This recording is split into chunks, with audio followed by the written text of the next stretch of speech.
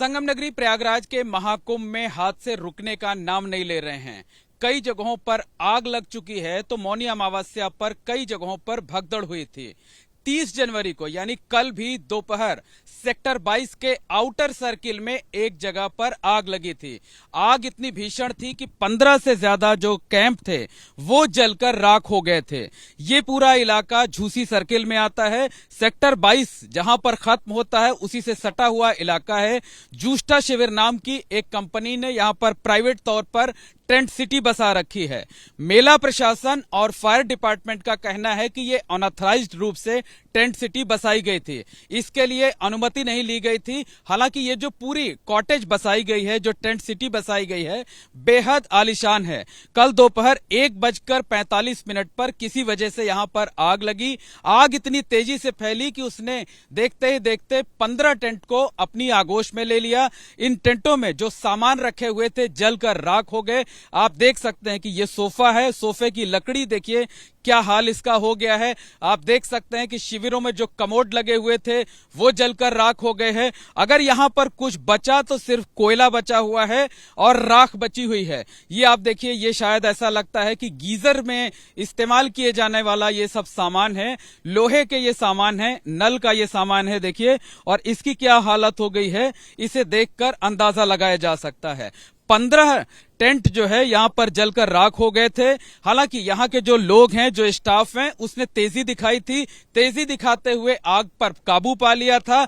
बाद में fire brigade की 3 गाड़ियां आई हुई थी। फायर ब्रिगेड की 3 गाड़ियों ने आग को पूरी तरीके से बुझाया। राहत की बात सिर्फ इतनी रही कि इन टेंट में जो लोग रह रहे थे वो सभी सुरक्षित रहे, उनको किसी तरीके का कोई नुकसान नहीं हुआ। किसी जो श्रद्धालु यहां पर ठहरे हुए थे उनको लेकर कोई जनहानि नहीं हुई है। लेकिन ये एक बड़ा सवाल है कि आखिरकार महाकुंभ क्षेत्र से सटे हुए इलाके में किस तरीके से अनऑथराइज्ड तरीके से कैसे टेंट सिटी बसा ली गई।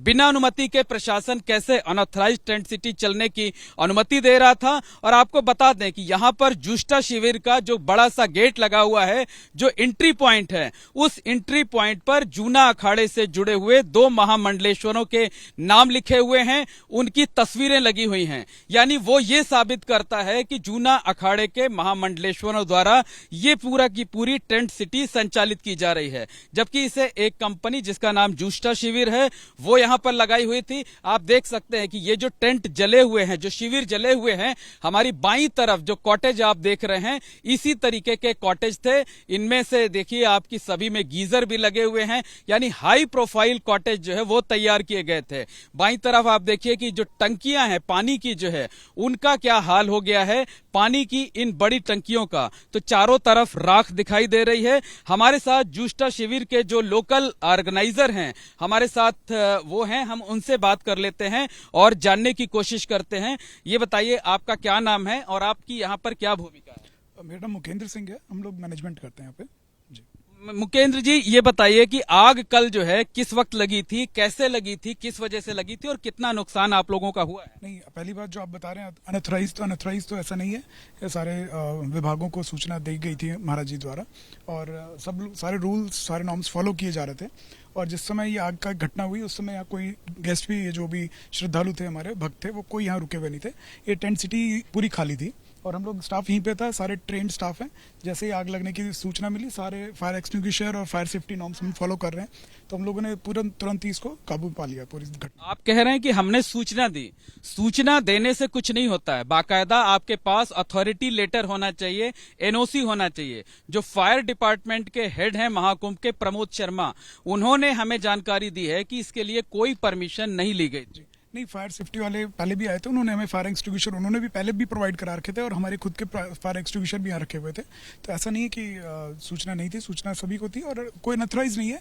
जो भी मेला क्षेत्र है, मेले में इतनी श्रद्धालुओं के लिए व्यवस्था नहीं हो पा रही है, उसीलिए ये व्यवस्था की गई थी। श्रद्धालुओं के लिए व्यवस्था थी और ये महाराज जी द्वारा जो उनके भक्त आ रहे थे उन्हीं के लिए हम लोग ये व्यवस्था संभाल रहे थे। लेकिन आप ये बताइए कि सूचना देना अलग चीज हो गई कि हम यहाँ पर एक टेंट सिटी लगाएंगे, और परमिशन लेना दूसरी चीज हो गई है। अगर आपने सिर्फ सूचना दी है, परमिशन नहीं ली है, तो जो सरकारी अमले का दावा है कि ये अनऑथराइज्ड टेंट सिटी थी, तब तो उनका ये दावा गलत नहीं है? नहीं, सूचना भी थी और परमिशंस भी ली गई होंगी। वो जो हमारा डिपार्टमेंट है वो देखेगा, हम लोग तो सिर्फ प्रोडक्शन मैनेज करते हैं चीज़ों को। अच्छा, यहाँ पर जो एंट्री गेट है, एंट्री गेट पर जूना अखाड़े के 2 महामंडलेश्वरों की आपने तस्वीर लगा रखी है। 2 महामंडलेश्वरों के नाम दिए हुए हैं, उनका आखिर इस टेंट सिटी से क्या कनेक्शन है? नहीं, ये तो उनके श्रद्धालुओं के लिए रुकने की जहाँ व्यवस्था कम पड़ रही थी, तो ये हम लोगों ने उनकी व्यवस्था के लिए बनाई गए थे जगह। यहाँ तो आप हमें जो जानकारी मिली है कि आप यहाँ पर बाकायदा बुकिंग करते हैं, पैसे लेते हैं, पैसे लेकर ही लोगों को ठहराते हैं ना यहाँ पर आप? नहीं, ऐसा कुछ नहीं है, हमारी सूचना में नहीं। हम लोग तो ये प्रोडक्शन में हूँ, मैंने पहले भी बताया था, हम लोग प्रोडक्शन में मतलब मैनेजमेंट करते हैं, जो चीजें लगी हुई है उसको मैनेज करते हैं। मतलब इस बारे में आपको जानकारी नहीं है कि बुकिंग कैसे होती है? आप इसको डिनाई नहीं कर रहे हैं, आप इसको डिनाई नहीं कर रहे हैं कि बुकिंग होती है कि नहीं होती है। भाई, ठहराने के लिए बुकिंग होती होगी, आप लोगों से पैसे लेते होंगे जो है वो, तभी ना यहाँ पर लोग रुकते होंगे। वो हमारा डिपार्टमेंट ही नहीं है, और बुकिंग की बात नहीं कह सकते। सूचना तो रहेगी ना, कौन आएगा कौन रुकेगा, तो महाराज जी के आदेश द्वारा जो भी लोग आते हैं, श्रद्धालु आते हैं, उनकी व्यवस्था होती है उनके रुकने की, ये बिल्कुल जानकारी में होगा जी। तो देखिए, यहाँ पर जो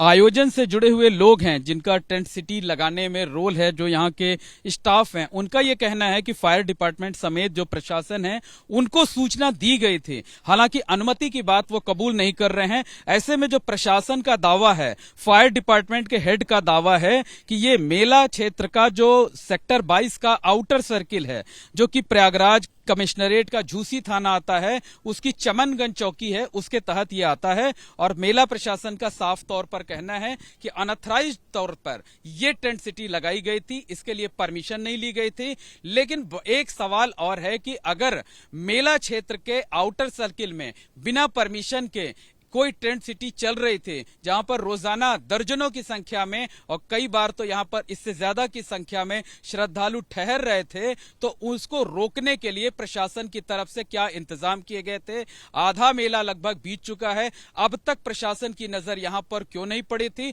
और कोई कार्रवाई अभी तक क्यों नहीं की गई थी? क्या आग लगने की घटना का इंतजार किया जा रहा था? सोचिए कि आग दोपहर के वक्त लगी हुई थी, अगर यही आग रात के वक्त लगी होती और इन शिविरों में श्रद्धालु सो रहे होते, तो वो किस तरीके से बाहर भागते और अपनी जान को बचाते।